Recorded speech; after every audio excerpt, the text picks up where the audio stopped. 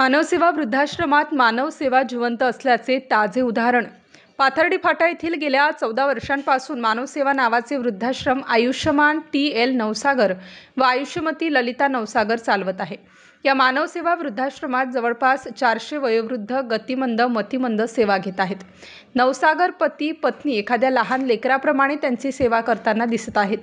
गेल्या 10 दिवसापूर्वी सुरत येथून एक आजी आजोबा वय साधारण 75 ते 80 वर्षाच्या दरम्यान असेल, काहीतरी कारणास्तव घरातून रागावैतागातून निघून नाशिक जिल्ह्यात आले.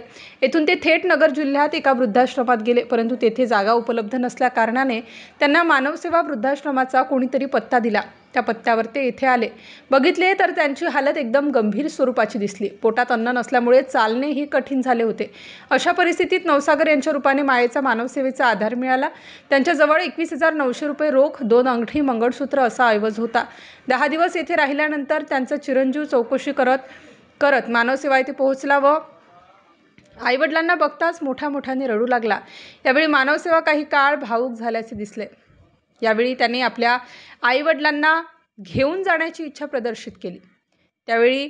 त्यानुसार त्याची रक्कम ₹21,900 रुपये तसेच 2 अंगठी, मंगळसूत्र असा ऐवज त्यांच्या मुलाच्या स्वाधीन करण्यात आला. सांगण्याचे तात्पर्य असे की जर हे वयोवृद्ध एखाद्या ठिकाणी लुटमारीचे बळी पडले असते तर किती मोठा अनर्थ झाला असता. त्यांचा ऐवज त्यांचे सुखरूप राहणे हे केवळ मानवसेवामुळे शक्य झाले व सुखरूप मुलासोबत गेले. त्यावेळेस नवसागर दाम्पत्य उपस्थित होते. नाशिक स्टार न्यूजसाठी प्रतिनिधी राजेंद्र दोंदे, नाशिक शहर.